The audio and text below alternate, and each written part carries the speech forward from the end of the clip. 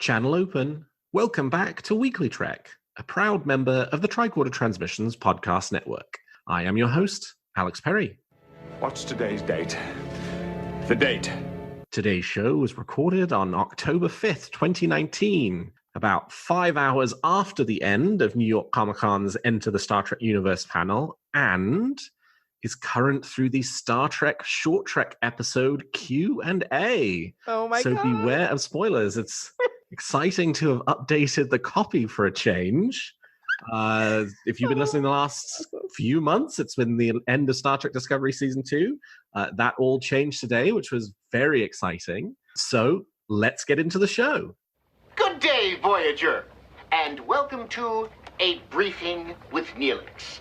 It's a catchy title, isn't it? Weekly Trek is a 30-minute news show covering the biggest stories from the Star Trek franchise. We are in a new golden age of Star Trek. There are 5 television shows at some point in production, possibly more on the way, and enough merchandise to fill the Bajoran wormhole. So stick with me, and I'll help you sort the real facts from a lot of the Dominion propaganda that you'll find online. But I can't do this alone, and my guest this week is returning guest, Jenn Tifft. Jenn, welcome back to Weekly Trek. Hey, Alex. I'm so excited to be here today. Jenn, you've become my go-to for massive conventions where I need someone I can talk in great detail about an hour and a half's worth of content shortly after it takes place. So thank you very much for being here. Oh my goodness, thank you for thinking of me. But yeah, everyone probably thinks that I'm just like at 11, 24 hours a day, because that's all they hear when there's these exciting news drops, and my adrenaline's running.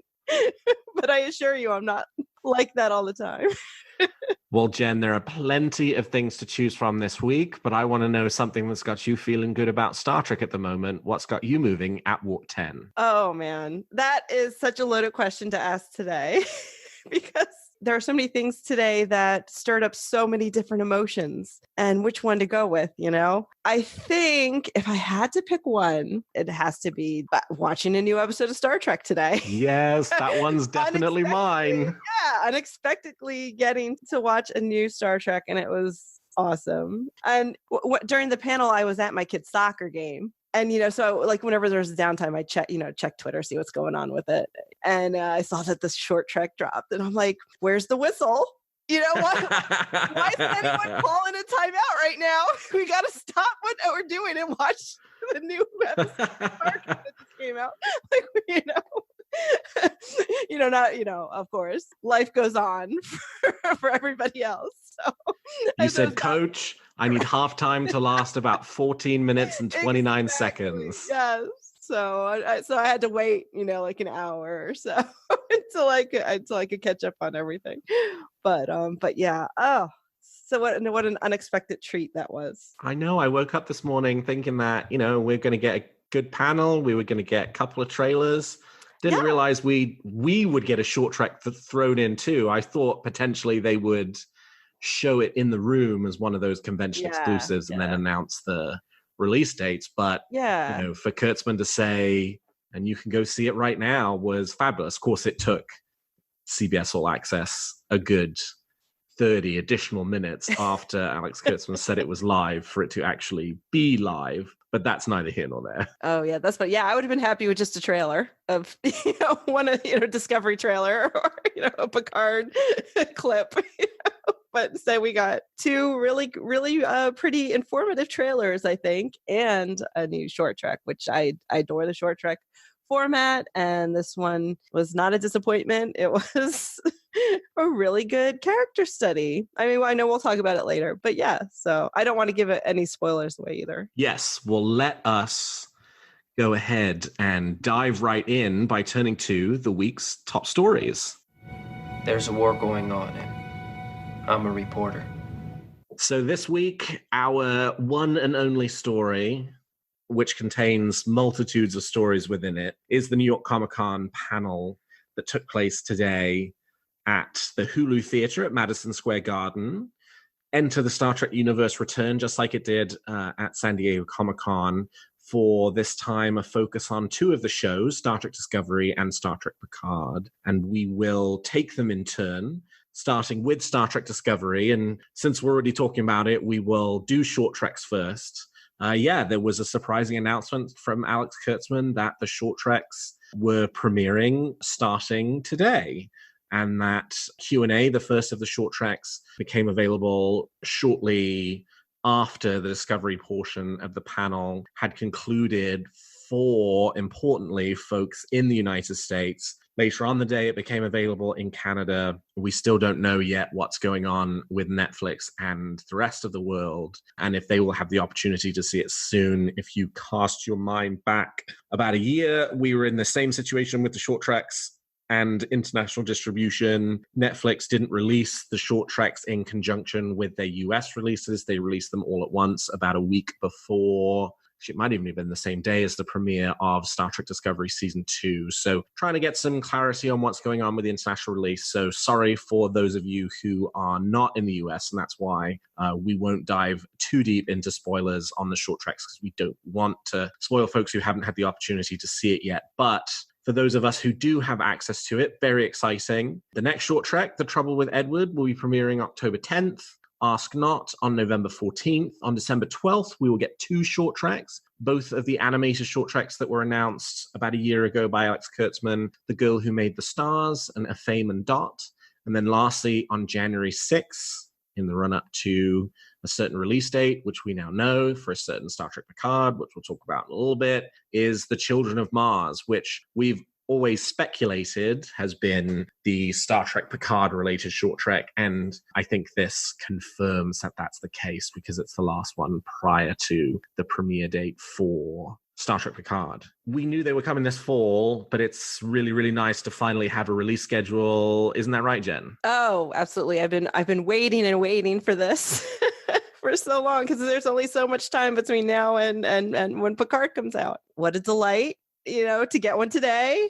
We don't have to wait very long to get the next one either. So yeah, it's 5 days away. 5 days away. So that's a nice treat. And then, I kind of like that. I like the one a month. I'm fine with that. It's something to look forward to. I'd rather them do that than just like drop them all, because that kind of takes away from the short format. It's like binging a compilation of short stories, which I don't like to do. If I have a compilation of short stories, I like to read one and digest it, sit on it for a little bit, and before I move on to the next one. That's just how I am. So yeah, but I'm so excited. And yeah, and I think it makes sense, to have the Picard one.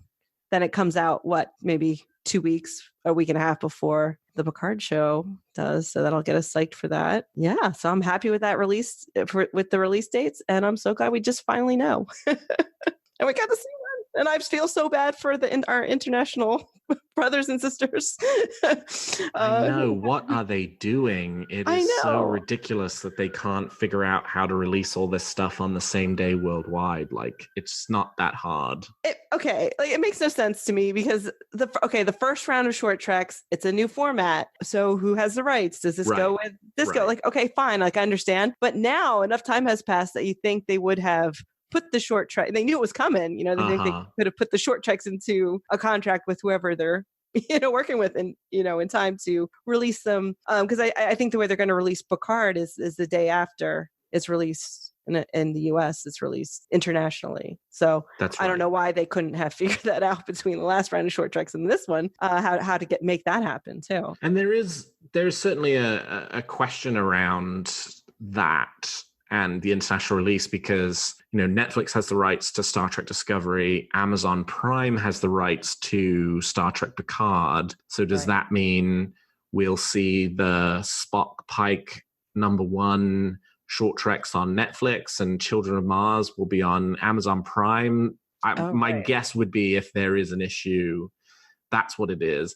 And also the 2 animated short treks, which we don't know anything about. We don't know, kind of what they're tied to, if they're Discovery related or not. If they're not Discovery related, where do they end up? Do they end up in the Netflix pile, or do they end up in the Amazon pile? It seems like they've now had another year on which to work on getting the legal and release stuff figured out. It shouldn't be this difficult. Because Short Treks is now its own thing on the CBS All Access app. It's not under Discovery anymore.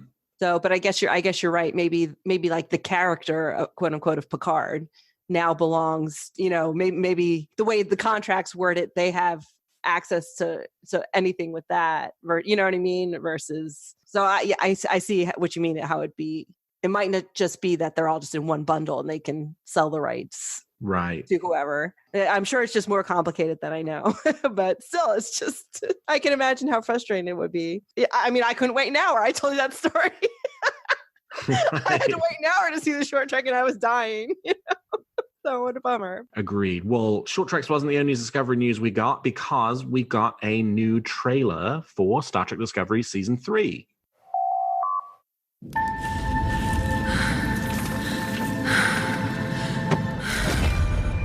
I've spent a year searching for that domino that tipped over and started all of this.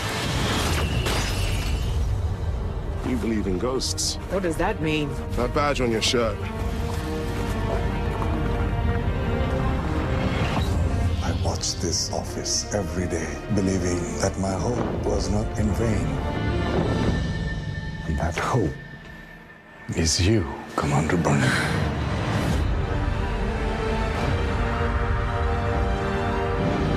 This ship bears the name Discovery. She has carried us into the future. And it will be our privilege to make that future bright.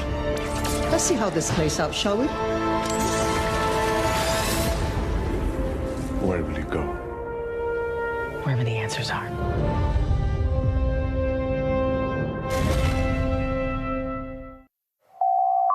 And what a trailer it was. Well, we have had many, many questions since the finale of Star Trek Discovery Season 2 about what Season 3 was going to look like. We know the ship and crew have traveled 930 years into the future, but Star Trek Discovery Season 2 is very careful not to tell us anything about what the Discovery arrived to. The trailer doesn't tell us a huge amount, but I think there's lots of tea leaves that we can read about the sort of situation that the crew has found themselves in. We see what looks like the current form of the Federation, which is maybe a shadow of what it used to be. We see a number of familiar races in the trailer, most prominently the Trill. It does look like, and actually Alex Kurtzman confirmed just about 30 minutes ago at the Paley Center event that Star Trek Discovery's cast and producers were doing, that we will be visiting the Trill homeworld in Star Trek Discovery Season 3, and we'll get more on the Trill as a species, which is really exciting. But for eagle-eyed watchers of the trailer, there's also a shot in which there's a group of people who are all dressed the same way, wearing what looks like sort of some kind of weapon on their arms, and they're running towards the camera. We got a panel P of familiar races. The one that everybody first locked onto was we get a Lurian, the race of Morn, which was very exciting. But behind him is what's pretty clearly a Cardassian. And then to their left in the shot, also what looks very much like a Breen. So very cool. We'll be getting to see some more familiar Star Trek races. Obviously, we still have no idea what the 32nd century looks like, but this was a really enticing tease of a trailer, don't you think, Jen? Oh, I thought so. I thought, yes. I mean, seeing all those races, and you mentioned the Breen. I didn't even pick up on that was a Breen. How many times did I watch the trailer? I watched it a bunch, and I still didn't pick up on that. I thought it was like a face. Until you pointed out to me that it really does look like it could be a Breen helmet with the muzzle on the helmet, but it's just exciting to see all these familiar races and to see what's happening now so far in the future, that there's still some things to anchor us back to what we know about the Star Trek universe, which is what I took from that trailer. That scene also, I mean, the Trill. And oh my God, what if one of those Trill that we saw is a Dax? Oh my God. I will die. But even that, what a great way to ground the series, into Trek. I mean, that's pretty much the only way you can have a character that we've already know, unless we see crewman Daniels or another time traveler. But to have a Dax. So that was a nice surprise too, to see the Trill for me. I didn't know, I couldn't guess how familiar 930 years in the future would be, you know? Mm-hmm. And it looks like there's obviously a lot of change, but it looks like they're definitely in the Star Trek universe. Right. You know what I mean? Instead of it just being like a completely just dystopian nightmare, generic sci-fi future. You know, do you know what I'm saying? Which was kind of what I thought, you know, might be going into, but they're not. Totally. When Discovery Season 2 ended and they jumped 1,000 years in the future, I was really worried about that decision. And I think I talked on a previous episode about just that thing you were talking about, Jen, this idea of if you take Star Trek out of that really comfortably familiar sort of 200 to 300 year period that we have a really good handle on, and you take it so far outside of that nothing is recognizable anymore, is it still Star Trek or not? Or is it just like, to the point again that you made, just some kind of random dystopian science fiction show in which, you know, some of the characters have a familiarity to them, but most of them don't. And I think just in this 1 minute and 10-second long trailer, for me, a lot of that has been put to bed, that this is very much a show that still has its roots very firmly locked into the Star Trek mythos. And in the panel today, straight out of the gate, Kurtzman was talking about how the show is still based off of the Star Trek canon, how it builds on the canon. It's not designed to chuck it out a window or anything like that, that all of the things that we have seen happened, and then another 1,000 years happened in between. And now we've reached this new situation that we're in. So, you know, we still have Trill and Cardassians and Lurians and Breen. It's just that their relationships amongst each other might not be familiar anymore. The political structures of space might not be familiar anymore. But in terms of, you know, these people being people who live in this world that have this history that's all something that we're very familiar with, I think this very clearly demonstrates that that's the direction they're going in. They weren't going in this direction just to kind of create some random sci-fi show and sort of cast off everything that makes Star Trek. They were doing it to do something interesting with the premise. And so, you know, I've gone from being a skeptic to the idea now to actually being really, really interested in it. And there are a couple of other things too about the trailer that I thought were really interesting. There's clearly a passage of time that takes place, because Burnham makes some reference to looking for something for over a year, and you do get these 3 shots where the hair gets progressively longer in each of them. And one of the promotional photos has her with much longer hair. And I know this is beside the point, but man, does she rock every single one of those looks. Totally. Like, I could watch just because what I think they're doing with that is she probably goes based on the dialogue she was saying. It sounds like she's doing time jumps to try to find like a prime mover of something that went wrong, you know.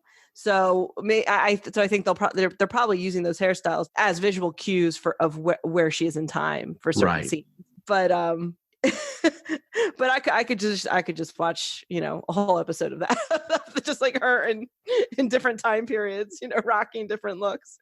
And it also seems like maybe the Discovery and her didn't end up in quite the same place at the same time, because there is a quick shot of a reunion between Burnham and Tilly where it appears obvious they've not seen each other for quite some time. Yeah, that hug was not you were on an away mission hug. Exactly. I haven't seen you in so long. So there's a lot going on there, which I think is really cool and interesting. I mean, the trailer was very well done because it, on the one hand, kind of gives you that really sort of firm sense of what's happening, but at the same time doesn't tell you anything. Right. Yeah, I found it to be pretty reassuring of a trailer. Totally. I mean, it did its job in that respect. Yeah. And you're right, it doesn't really tell you anything, but it's obvious that their job, they're taking it upon themselves to that their mission is going to be kind of, you know, maybe bringing their Federation ideals back to the future, which is cool. Like that's a pretty cool premise. It's a good thing to do with this, because they're basically now Voyager without any hope of returning home, is kind of more like kind of the premise we're in now. They're just in this new place. They have to find their purpose, find their way. And I'm excited just to see what happens now. And Kurtzman said in the panel that he was asked a question, is there a scenario in which Discovery returns to the 23rd century? And he said he didn't think so, that their current thinking was that the show and the ship would remain in the future, that would just be the rest of this show now. This isn't a season-long detour before going back to the 23rd century. So that's also really quite interesting. Yeah, and that's great for me. That's what I was hoping before when Discovery first came out. I was kind of hoping they would go farther than we've seen instead of doing a prequel, which I mean it turned out great. I mean it was actually it was fun, but I really like this idea of just pushing the timeline farther than we've ever gone before. And he also said, as part of answering this 23rd century question, that while Discovery was not necessarily going to return to that time frame, that didn't mean that we wouldn't see that time frame in some other show. He made a vague mention to there being lots of Star Trek shows in development and them exploring lots of different parts of the Star Trek timeline. Right. I think we are still under the assumption that the Section 31 show, if it continues to move ahead, is probably set in the 23rd century time frame. And if a Pike show moves ahead, which of course, again, we did not get any confirmation of that in the panel today, though lots of fans were shouting out that they wanted a Pike show, and Kurtzman made some sly comment about how he thought that was a really good idea and he'd have to talk to somebody about it. That obviously too would be set in the 23rd century. So it does seem like there is plenty of possibilities for returning to that time frame. It just doesn't seem like it's going to be on Discovery. Right. I mean, they're not done with time travel per se. They have to get Michelle Yeoh back to the 23rd century somehow. But I think that's more of just like a one episode. I still think that's how Zora becomes a character. Mm-hmm. I think that, I think maybe the Discovery brings her back somehow and then and then they meet up. Like then the time passes for the Discovery, but everyone else is still in the 33rd century. And that's how we get Zora. There was also a question from a fan about, would the events of Calypso be addressed in Discovery Season 3, to which the answer was, again, a very cryptic maybe. Yeah, it will be eventually, I think. I hope so. I don't want them to drop that because I really love that character. I'm in love with the character of Zora already. Right. What 10-minute short. Yeah, I don't think they'll drop it because they used the other, short treks. It became relevant to the show. So the short trek was set 1,000 years in the future, and then they went 1,000 years in the future. It just seems like you don't make those two sets of intentional choices without some plan to link them together. Right. I'd love to see Kraft again too. Honestly, he was an amazing character. But yeah, maybe because it sounds like he's fighting remnants of the Federation based on some of his dialogue, so it's probably part of the same conflict. So maybe we will. Well, there is lots to look forward to, and we know that it is coming up not too long now. I mean, they have been filming in Toronto for several months, so a number of episodes are already in the can as far as shooting is concerned. But we'll turn our attention from Star Trek Discovery to the next show that will be premiering after the short treks, which is Star Trek Picard. The big one that everybody's exciting for that's coming up. We finally have a release date for Star Trek Picard. They said it was going to be early 2020, and turns out it really is going to be early 2020. January 23rd, 2020, Star Trek Picard will premiere in North America, and then January 24th, the next morning, it will start to propagate across the rest of the world on Amazon Prime in exactly the same way as Star Trek Discovery has been doing on Netflix, where it premieres the night before in the US, and then by the next morning, it's available for folks in the UK, and then shortly thereafter around the rest of the world. It's a Thursday, so it looks like Thursday remains our Star Trek night. That was the night on which Star Trek Discovery Season 2 broadcast. And in addition to finally getting a release date, which I'm so excited for, and also really excited to see it's January and not, March or April, we also got our second, or I guess in this case, third trailer for Star Trek Picard.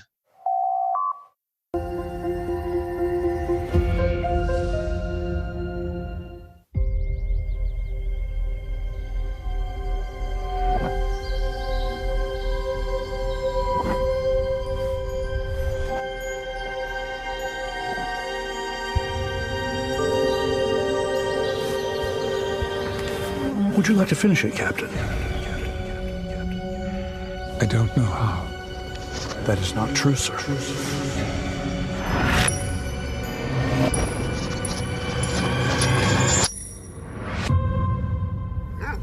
Oh, it's all right, number one.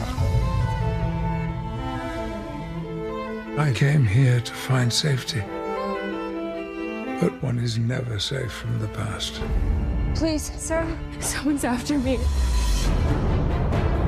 I have an appointment. Your name, please, sir? Picard. P-I-C-A-R-D. It's nice to see you up and around again. We have an obligation to investigate. There is no we, Jean-Luc. Admiral, I am standing up for the Federation, for what it should still represent. This is no longer your house, Jean-Luc. Go home. I have to help her. You really want to go back out into the cold? More than ever.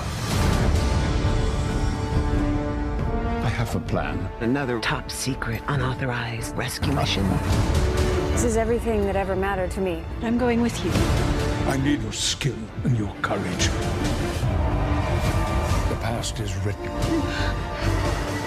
But we are left to write the future. Hold on.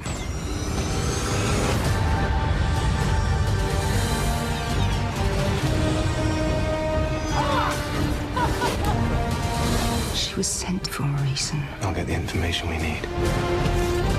I help people who have no one else to help them. Dad! What? Come out here! Stop yelling! It's Jean-Luc Picard! Hello, Will. Jean-Luc.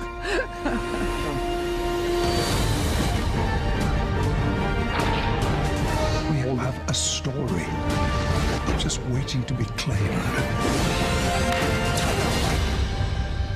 Thank you for not trying to talk me out of all this. Believe me, I know better.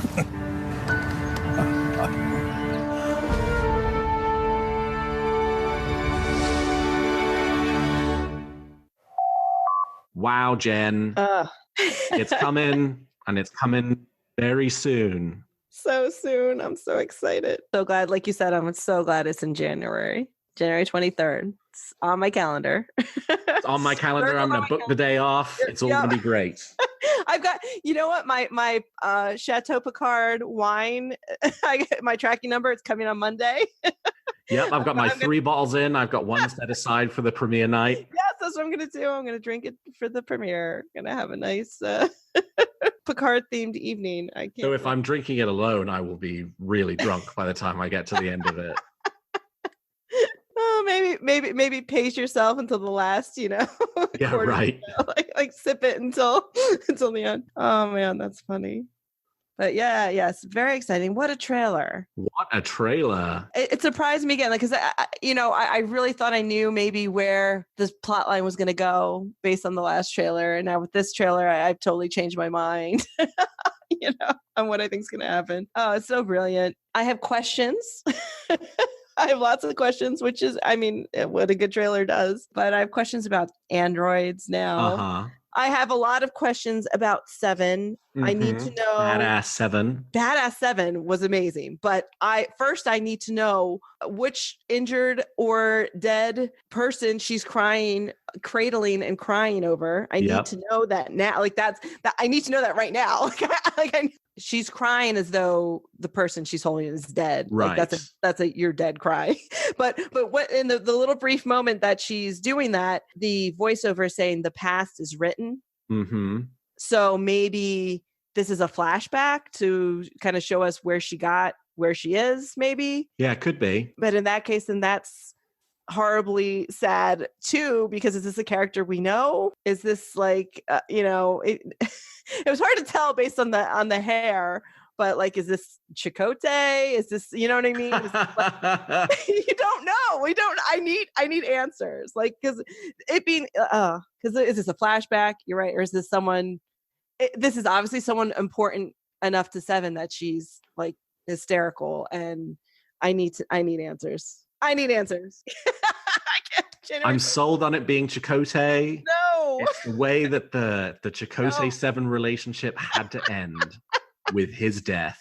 No. Oh man, I'll be so depressed. I'll be depressed if it's anyone we know. So that's not gonna help. Well, and finally got our first look at Riker and Troy. Oh, how wonderful! Child. Yes. Daddy Riker and Mommy Troy. I love it. And how brilliant to have Riker be, what was he? I guess he was doing dishes or whatever in like basically Kirk's Nexus house. Like, that's not a coincidence, the resemblance to Kirk's fantasy in the Nexus, you know? It does seem very fitting that the two of them have very similar tastes in real estate. Well, that, and also, I mean, there are a lot of similarities between those two characters. Exactly. And it's interesting because he made the choice that Kirk wished he had, you know? Mm-hmm. And you know, that's why Kirk ended up there in the Nexus, and Riker, but Riker's really living it, and it's wonderful, and it makes me feel things. I love it so much. Well, and how crazy, I mean, the trailer starts and you're in the vineyard. Yes. And it's Picard walking towards Data, painting, and they're both wearing Next Generation uniforms. It was, I mean, just like mind-blowing to see Patrick Stewart and Brent Spiner both wearing these iconic costumes again, yet being 20 years older. It was incredible. Yeah. Oh, the whole thing. And then at the end, you know, I guess Riker and Picard they're overlooking a lake or something like that. And he puts his arm around Picard, and all the feels. All the feels. And we got, I mean, there's just so much in this trailer. We got, you know, more shots of Starfleet Command. We got a shot of Admiral. A Admiral, yeah. We got a shot of San Francisco. We got a Romulan bird of prey. Yes. And when I say a Romulan bird of prey, I mean like the TOS version, or at least one that's, you know, looks exactly the same as a TOS Romulan bird of prey. Little bits of snippets from the new characters, though, you know, we still don't know really much about any of them. Issa Briones' character, Dodge, you know, from listening to the comments around the discussion at the panel, they were talking about how, you know, for those fans who are watching this but don't have an encyclopedic knowledge of the Next Generation, Dodge is sort of one of those characters who also doesn't know a lot, so is sort of a stand-in for many of those folks who kind of aren't necessarily going to pick up on every small detail automatically. Right. But we saw some interesting exchanges with Michelle Hurd's character, Rafi. We got a little more of Santiago Cabrera's character. We got a little more of the Romulan characters, but still, you know, don't have a great sense of who they are and how everything fits together, other than being extremely excited to find out, you know, what happens and what comes next. And we're now only 3 months and about 2 weeks away from the premiere. So that is, oh man, I guess we're probably closing in on the 100-day mark, I would think. Yeah. We're probably a little over it at the moment, but getting really close now. I just can't wait. They mentioned here in the panel how important it was that this is an ensemble show. Mm-hmm. And how, you know, and Sir Patrick, you know, said how much he loves everybody in the cast, and how important the idea of the ensemble cast is to this show. And I just can't wait to meet them all and fall in love with them all. And I'm assuming I am. I'm already assuming for sure. And I just can't wait for it. They all seem really interesting so far. I don't, you know. We still didn't get too much from them, but you know, more than just visuals and, you know, a couple snippets of maybe a little bit what their personalities are like. Yeah, you're right. Don't have long to go now. And another interesting theme that ran through both the Discovery portion of the panel and the Picard portion of the panel was this idea of the producers and the writers doing much more to double down on Star Trek as allegory, We saw that a little bit in Discovery seasons 1 and 2, but they were talking about for Discovery being 930 years in the future, in which, it's possible that the sort of flame of the Federation has nearly extinguished, and there's a need to kind of restore some of that hope of, I guess in their case, the past to the present. And then in Star Trek Picard, this idea of large numbers of Romulans being refugees and potentially being immigrants to the United Federation of Planets. In one of his last comments before the end of the panel, Alex Kurtzman was talking about how there was this big kind of immigration metaphor that ran through Star Trek Picard, and how they had really intentionally leaned into that, given that all you need to do is turn on the news to see that there is a very hostile immigration conversation taking place right now in our politics. And I'm actually really enthusiastic to see how they start taking on some of those issues and positioning Star Trek not just as kind of a general amorphous beacon of things that humans can be, but also kind of grappling a little bit with some of the specific issues that are very present in the current day, and having a perspective on it and helping tell a story and do it in an entertaining way and in a thoughtful way, and ultimately in a way that, helps people kind of think about this idea without their kind of inbuilt prejudices in exactly the same way that the original series did for many of these issues, 53 years ago. Absolutely. And I was really happy to hear them talk about that. Kurtzman talked about the idea of Star Trek as a mirror during the panel. And I mean, these shows are always going to be a product of their time. Mm-hmm. And it's nice to see them taking advantage of that and leaning into that. Like you said, especially Picard taking on that specific issue, which is, it couldn't be a more perfect allegory for what's going on with that particular issue. And I just can't wait to see how they deal with that. Then Discovery, the idea of bringing back this hope that's been lost, and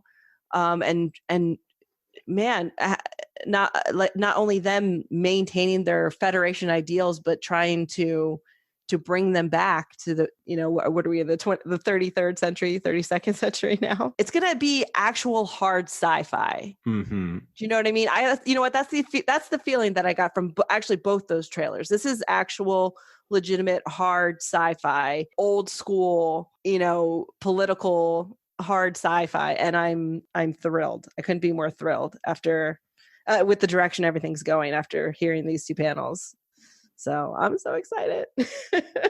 Absolutely here for it. And I guess the last little thing, in a snippet of what might have been, we've heard a few times about the story of how Patrick Stewart was talked into reprising his role of Picard on this show. There was just a little flavor of a detail that we'd not gotten before, which was that the very initial conversations internally amongst the Star Trek producers had been about doing just a Picard short trek.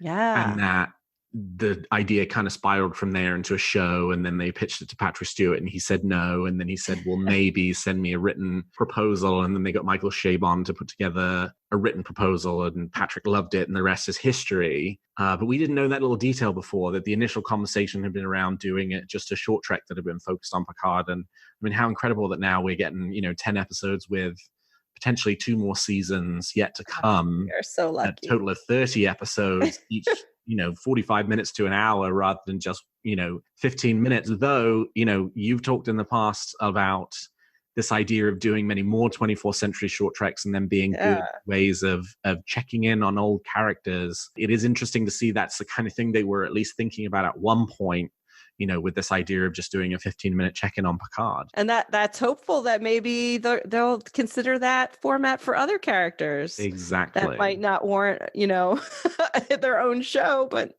definitely warrant a short trek. So that makes me very enthusiastic about the future of the short treks, which is a format I'm really growing to love more and more. I really dig this format. And the one that came out today, I won't say anything in particular, but this is the kind of thing that they should be doing with this universe they have. This, like big stories, little stories, slice of life, little, there's so many endless possibilities. And I love the characters involved in this short trek, and now I feel like I know them better and love them even more.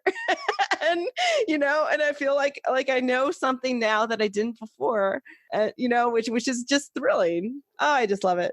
So excited. And to tie it all up in a bow, Q&A, the short trek that was released today, was written by Michael Chabon, who is showrunner for, and as far as we know, lead scriptwriter for Star Trek Picard. So getting that 15-minute vignette today about these two characters. The only other thing we've seen him write Star Trek was Calypso, which was very kind of hard sci-fi, had very few traditional Star Trek connections to it, and it kind of set up a lot of people's concerns about, was Star Trek Discovery Season 3 going to be an entirely different non-Star Trek show? But now seeing him take these two iconic characters of Spock and Number One and have them play off against each other in a riveting 15 minutes is so encouraging for what we're about to see in 100-some days for Star Trek Picard. So, I mean, we know his strength lies in both of these short treks. He managed to peel back layers and layers and layers of the onion of these characters, the four characters he's written for in Star Trek, and just these short little moments, what he could do with that. Imagine what he could do with a character as well developed as Picard with 10 episodes. Mm-hmm. You know what I mean? What we're going to see with old and new characters. We already know he can make me care about, a character I've never met before in Craft, a character who's an AI, and two characters that I've known and loved already. And we know I'm so thrilled that he's in charge of Picard. I think this bodes well for what we're going to see with the character development of all these characters. It's going to be amazing. All right. Well, we've talked about the facts, and now it's time to speculate on what's going to happen in the future of Star Trek. You make some very good points, Captain. But it's still all speculation and theory. That's right. We are in the wish theory section of this episode. After New York Comic Con, I'm sure it's got many people theorizing and speculating and wishing on what's to come next. Jen, what's your first reaction, wish or theory for this week? All right. Yeah. So I feel like wishing for something would be a little gluttonous at this point. But the surprise of today was for me was the Trill stuff in the Discovery trailer.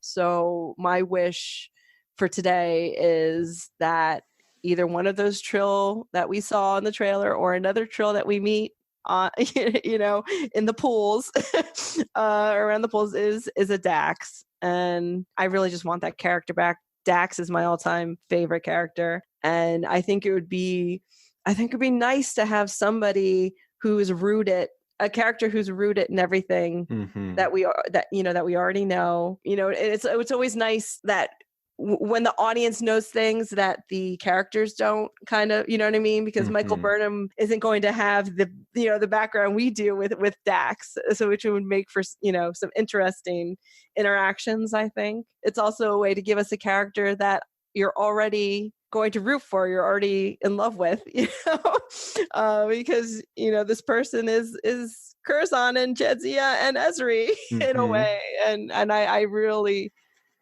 It's funny because my wish for Discovery Season 1 was that we'd see a Dax. I was thinking maybe we'd see Emily Dax, or try to count back in time. Which host would it be? And that would have been wonderful. But I think in some ways this would be even better than that, because this Dax would include the memories of those previous characters that we already know and love, and bringing that, like we were talking about earlier, about rooting it, grounding it in the history of Star Trek. It would be a wonderful way to do it, and I would be very, very happy to see that. An appearance by Dax would be perfect, because it's a character that doesn't require the actor to do a Terry Farrell or a Nicole DeBoer impression. Right. Because the character keeps reinventing themselves with each new host, and each new host is different. You can have a really cool and interesting and new character and have it be a Dax and not have that be wrong. Right. It could be anyone. It could look like anyone. It could have any personality, and still just be Dax. We know this is a good person that we can trust. Well, I think that's a Children of Time. I guess we couldn't trust. He did have. He had his people's interest. He had noble goals. And he was filled with guilt. But that's a story for another time. But yeah. You're exactly right. Yeah, it'd be a perfect way to do it because it's not like a stunt cameo to have a Dax, because it's not a specific actor. It's not a specific right. It could be anyone. And then it was just another Dax for us to get to know, and also a character who we know we're getting this new character who's joining the cast, Cleveland Booker, played by David Ajala, and he is a man of the 32nd century, right? Mm-hmm. Whose kind of knowledge of where Discovery came from rests only with whatever history tells him that looks like as of that day. And there's going to be this need for the Discovery to kind of get situated and figure out what its role is in this universe, and what better kind of character to help them do that than a character who is grounded in both the 32nd century and the 23rd century by having lived in all of it and being able to kind of pass some of that. Well, this was how it was in your time, but let me now explain to you how things have changed, rather than all those future characters who are pretty much just going to say, well, this is how things are now. Yeah, and the characters then have got to try and piece together where the changes were that led from what they knew to what they know. So, I think that's a really great wish. And if the writers' room I'm sure they talked about it. If they're doing Trill, they must have talked about Dax at some point. And I really hope they stuck to their guns and followed through and did it, because I think that would just be really, really cool. That would be cool. I hope so. So you said you weren't going to be gluttonous and ask for more. I have no such compunctions. Do it. Yay! My theory actually is that we have more show announcements on the way. Yeah. Oh yeah, that's a good one. I think there's a lot more coming. And why do I think that? Because Alex Kurtzman basically said that at the panel today. Mm-hmm. It was a couple of throwaway comments, but they stuck with me. We talked about this already, but the 23rd century thing where he was like, Discovery's not going to go back to the 23rd century, but we have. And I think the quote is something like, a lot of shows in development, and maybe one of those will be set there. So we know that the things that we know about Discovery, Picard, Short Treks, Lower Decks, Section 31, and the Nickelodeon animated show that's not the be all and end all. We are fairly confident that there have been discussions going on around a Pike show, and then, because that still doesn't get you to him saying things about lots of shows being in development, because we know about most of them and we know the settings for most of them as well. So we might feel like what's already on the docket is a lot of Star Trek, but I actually think that there's still a lot more that they're working on. And, we've talked before about how the merger might, create some opportunities for even more content, the merger with Paramount, and bring the movies back under the umbrella. So I think we're not done yet in terms of new show announcements. I don't think we're going to get them imminently, but I wouldn't be shocked if, at San Diego Comic-Con next year, 2020, we do get a new show announced that will be designed to premiere in 2022, 2023, somewhere in that time frame. It just seems like there's lots of energy, there's lots of activity, and there's this big push about trying to find new, younger fans. So my theory is we're not done yet. I don't think they're going to announce anything more before the end of this year, but next year, I actually would feel fairly confident there's at least one more show announcement coming. I hope you're right. I'm no longer concerned about franchise fatigue at all. I think the shows are all so different that there's room for all of them. You might like some more than you like others, but they're all different. And I think you're right. Wasn't there rumors about a Starfleet Academy type That's right. show? Yep, we've not heard anything about that for nearly a year now. So I hope that's still on the table. That would be interesting. Yeah, and I said it before, there's an endless supply of stories you could tell in this universe, and it would fit literally any genre you want to put it into. So yeah, I hope that your theory is correct. Well, I think the other thing about the franchise fatigue thing too, I've been thinking a lot about, is we compare it to sort of Deep Space Nine and Voyager being on the air at the same time. Mm-hmm. And those were both 26 episode seasons.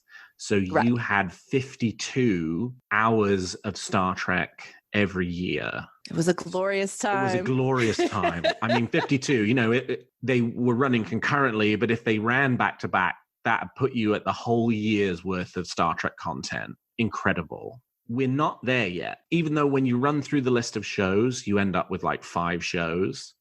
Picard's only 10 episodes. It's like leaves you 42. Discovery's 13 episodes. Yeah. That puts you at 29. You know, Lower Decks is probably going to be 10 to 13 episodes. That puts you at 19. Right. So you're still in this world of potentially being under the like franchise high point for max content for the year, in which case there is still some room to work with. And with modern television being the way that it is, 2 shows in 1998 can translate to 4, 5, 6 shows in 2019 with the shorter episode runs and the longer lead times, right? It's not, you know, you're not starting in September every single year. You know, Discovery's kind of production timeline's been running like 14, 15 months. So it's a year and change until you get the next season. So you are kind of developing a fairly good spread. And even if you got to the point where you had a new Star Trek episode on every single week of the year, you still would only be at just the upper limit of what you were getting in 1998. 1999. Yeah, I never thought of it that way. You're exactly right. TV's just different now. Mm-hmm. And you're right. And it's, you know, and even if you did that, if you had that same amount of episodes, they're so different. You know, instead of just having 2 types of Trek, you have, you know, 4 or 5 different types of Trek. And so it wouldn't feel as crowded. Right. It's not 26 episodes of Kate Mulgrew and 26 episodes of Avery Brooks. Which was, and I was totally okay with that. Oh, totally okay with that. Give it to me again. If the landscape were the way that it allowed for that. Golden age. Totally. But now you've got, you're going to get 13 episodes of Sonequa Martin Green, 10 episodes of Patrick Stewart, 10 episodes of Michelle Yeoh, 13 episodes of the Lower Decks cast, you know, the 4 mains there. It is all so different. It is. That it just doesn't feel, it doesn't feel like a lot. Right. It feels like a decent amount. And if they want to do that, you know, to have year-round Trek to convince me not to cancel my, you know, CBS All Access subscription in between shows, then I'm fine with that. Mm-hmm. I'll take that. Absolutely. You know, keep giving it to me. For sure. Coming, you know. I'll take my $9 a month of value every month. Thank you very much. So yeah. So I think it seems like they're doubling down on the Star Trek thing, and I couldn't be happier. Yeah. Well, here's hoping they triple and quadruple down. Do you have a theory or wish for Discovery, Picard, or the future of the franchise that you'd like to share? Tweet them to me at WeeklyTrek, and I might feature your theory in a future episode. Well, that's all the time we've got for this episode of Weekly Trek. Thank you so much to my guest, Jenn Tifft, for joining me today. Jen, how can people contact you if they want to continue the conversation? Well, you could always reach me on Twitter at Eda Quarks. And you could also reach me on my podcast, which is at SnapTrek. And check us out. Our latest episode is a tribute to Aaron Eisenberg. We compared Heart of Stone and It's Only a Paper Moon. So check that out if you're interested, and get in touch with me on Twitter. I'd love to hear from you. And I will echo the call to check out SnapTrek and the most recent episode. It was a fabulous celebration of the life of Aaron Eisenberg, who, I guess, just our last tiny little bit of news today, Kurtzman was asked about kind of memorializing Aaron Eisenberg in canon as Captain Nog, and he said that, you know, they'd seen the fan interest in that and would be looking for opportunities to celebrate Aaron in the Star Trek canon. So that was also really, really nice to see. That was really nice to see. I really hope that that comes to fruition. That would be wonderful. And you can find this show on Twitter at WeeklyTrek and me at Alexander T. Perry. And if you enjoy the show, please consider leaving us a 5-star review on your podcast player of choice. And please check out some of the other great shows on the Tricorder Transmissions. And if you like our shows, please also consider becoming a Patreon of Tricorder, which you can find at patreon.com/the Tricorder Transmissions. And lastly, if you're looking for Star Trek news on the internet, I hope you will turn to trekcore.com, whose team at New York Comic Con this weekend has done a really stellar job. Well, thank you, Jen. Thank you to all of my listeners. And until next week, live long and prosper.